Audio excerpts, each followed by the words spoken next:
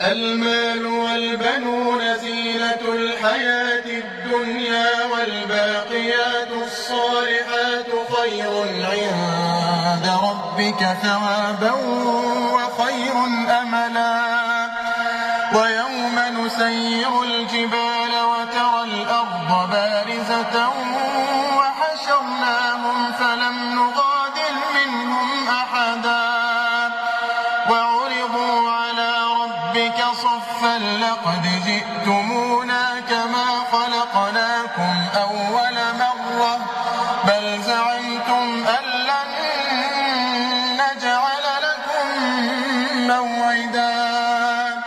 ووضع الكتاب فترى المجرمين مشفقين مما فيه